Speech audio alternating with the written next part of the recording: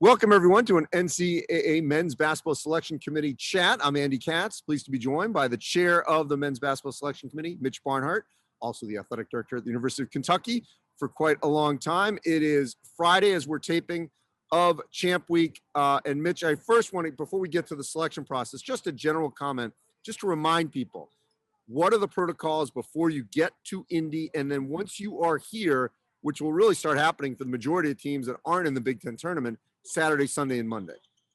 Yeah, so clearly we've put some protocols in place through the Marion County Health and through the state of Indiana. I want to make sure that we're very clear that we were trying to create a safe environment for young people when they come into play, and for coaches and administrators, officials, all the folks that would be a part of this controlled environment. So 7 consecutive negative tests and 2 PCR tests when you get to town, and a quarantine period in terms of getting those negative results.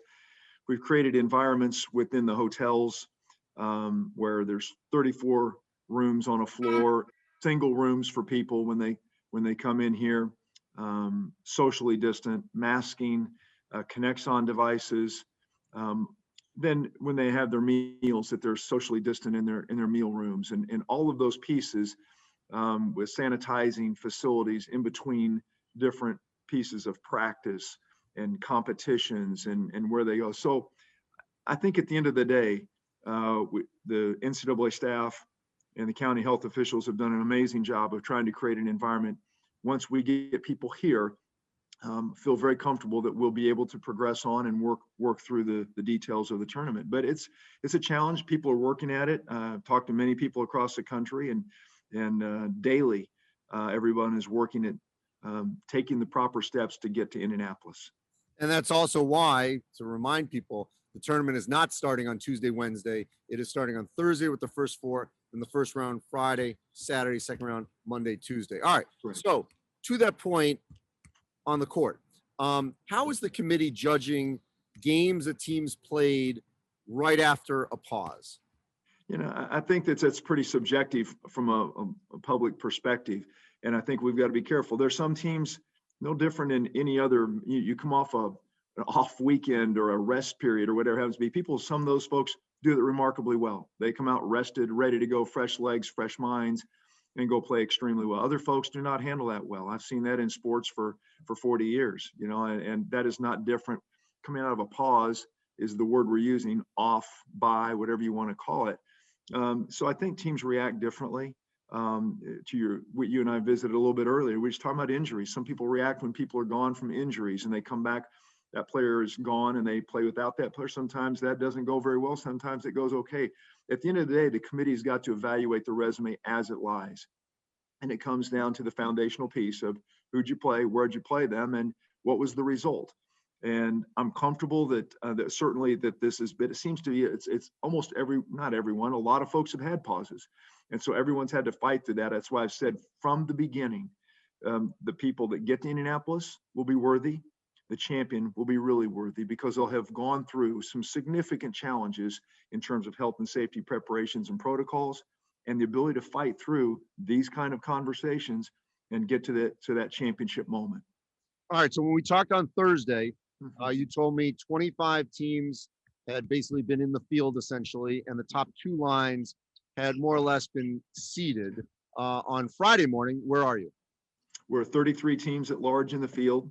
We've had significant conversations. We've taken some breaks to be able to watch some games and together and just talk about teams. You know, when we're apart, Andy, we don't get that opportunity. We're in our own environments at home.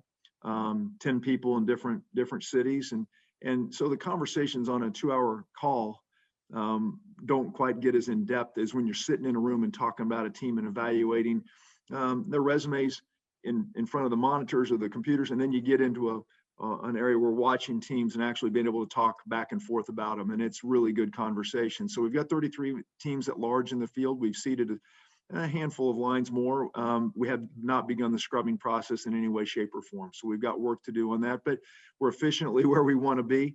I won't say we're not ahead of schedule, we're not behind schedule, about on time, and realizing the timelines that we're on. And by 6 o'clock Sunday night, we've got to have a bracket to somebody so we can get this thing going, right? And what do you want to accomplish by the end of Friday night?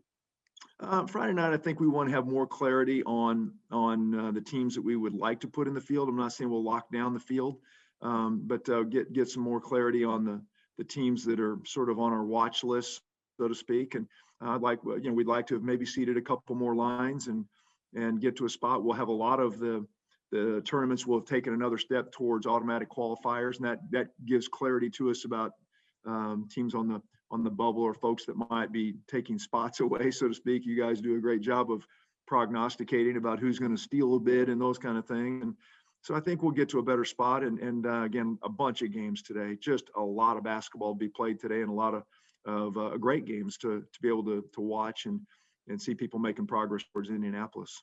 And the last thing, Mitch, we all get sort of locked into that last four, the last two teams in. At what point in the weekend do you think that would actually occur where you're going to say, you know what, these were the last four that we put into the first four, and here are the first four out that ultimately could potentially be those first four teams that are standby or the first four of the NIT? Yes, certainly. We want to make sure that we're thoughtful about that. We'll certainly go beyond the at-large pool, because those next four in the conversation are very, very important in terms of having an opportunity to possibly come in and jump into the tournament because of someone not being available. So we'll be thoughtful about that. I think that, obviously Saturday is a long, long day. It starts early and ends late, and it goes deep into the conversations on Sunday morning. So I don't envision any of that being wrapped up anytime that day. I think that'll be certainly the icing on the cake as we finish the conversations. But I think that first and foremost, we've got to get to a spot where we're comfortable with the 37 at larges. We have our hands around the AQs. We've efficiently scrubbed the list. But I certainly want to make sure that we've done a good job of evaluating those next four teams, because they could play a large role in this tournament. And so we're not going to rush into that. We'll take our time. And it won't be just hey, by the way, here's four others. It's going to be a very, very detailed conversation to make sure that we get that right. Appreciate it, Mitch. I know you got a long day ahead, but hey, you're watching basketball and talking about basketball teams, so that's all good. We'll see you on Saturday. Thank you. Thanks, Andy. Appreciate the time. All the best.